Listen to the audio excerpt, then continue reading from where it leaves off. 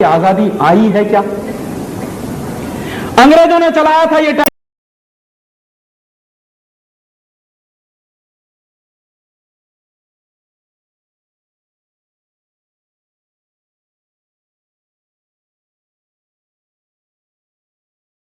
पैसा मेरे पास बच सके तो चाणक्य ने उससे कहा कि तुम रेवेन्यू कलेक्शन बढ़ाओ, तुम्हारे मन में योजना क्या है? कहने लगा मैं टैक्स बढ़ाना चाहता हूं।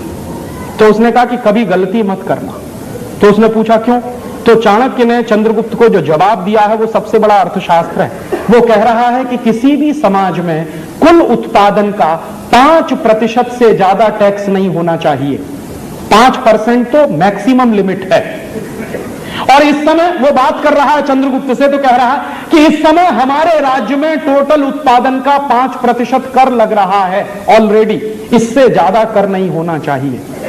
तो उसने पूछा कि फिर ये हमारा टैक्स का कलेक्शन कैसे बढ़ेगा?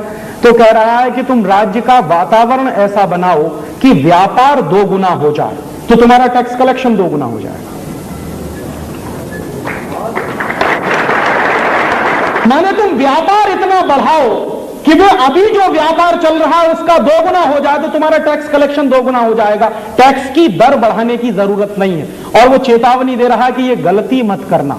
चंद्रगुप्त ने वही किया, और चंद्रगुप्त ने जो किया उसको भारतीय इतिहास में कहते हैं कि वो गोल्डन पीरियड था, हमारा स्वर्ण युग था। क्यों? क्योंकि वही एक जमाना था जिस जमाने में टैक्स सबसे कम लगता था। और ये जो चाणक्य की फिलॉसफी है कि टैक्स की रेट जितनी कम से कम होगी, टैक्स कलेक्शन उतना ही ज्यादा से ज्यादा होगा, ये भारत सरकार ने आज तक कभी इस्तेमाल नहीं किया। क्योंकि भारत सरकार स्वदेशी है नहीं, ये शरीर से दिखने में स्वदेशी है, इसमें काम करने वाले लोगों की आत्मा विदेशी है। अगर उनकी आत्मा देशी होती तो चाणक्य की इस फिलॉसफी को कब का इस देश में लागू किया गया होता। हमारे देश में एक ही नेता हुआ जिसने चाणक्य की इस आर्थिक फिलॉसफी को पूरी हिम्मत के साथ लागू करने की कोशिश की। शायद उसका नाम आप नहीं जानते होंगे। वो व्यक्ति था गुलाम बख्शी, जम्मू कश्मीर का चीफ मिनिस्टर हुआ। तो जब गुलाम बख्शी जम्मू कश्मीर का चीफ मिनिस्टर हुआ तो चाणक्य के अर्थशास्त्र को उसने पढ़ रखा था।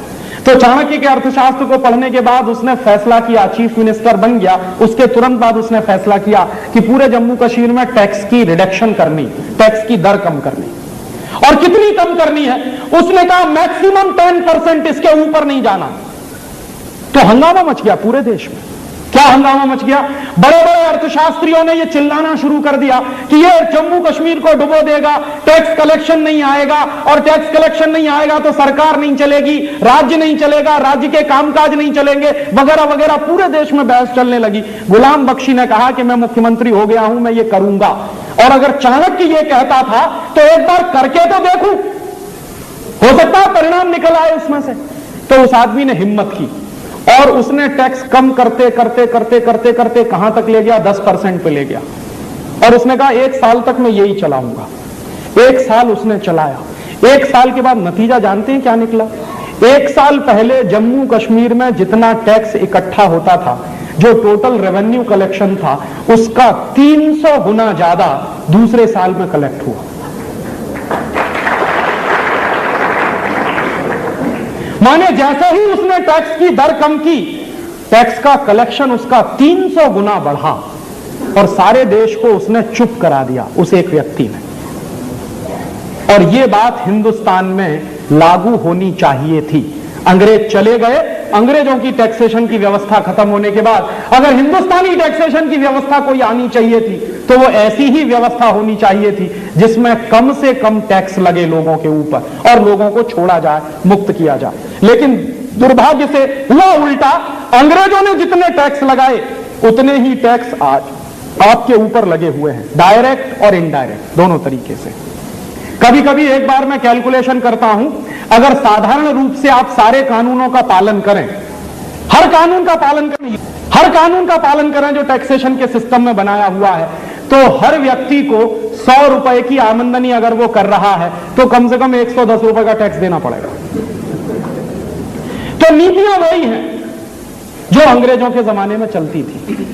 और बंबई जैसे शहरों में, बड़े महानगरों में एक दिन मैं बैठा था, मेरा एक दोस्त है चार्टर्ड अकाउंटेंट, मैंने उससे कहा कि यार कुछ कैलकुलेशंस करते हैं कि ये टैक्सेशन का नेटवर्क है, इसको समझने के लिए। तो बंबई जैसे देश शहर में बैठकर जब हमने कैलकुलेशन करना किया तो ईमानदारी के साथ अगर कोई 100 रुपए कमाए तो 127 रुपए का टैक्स देना पड़ेगा उसको। ये आज भी 127% टैक्स का रेट आज भी है, डायरेक्ट और इनडायरेक्ट दोनों मिलाकर।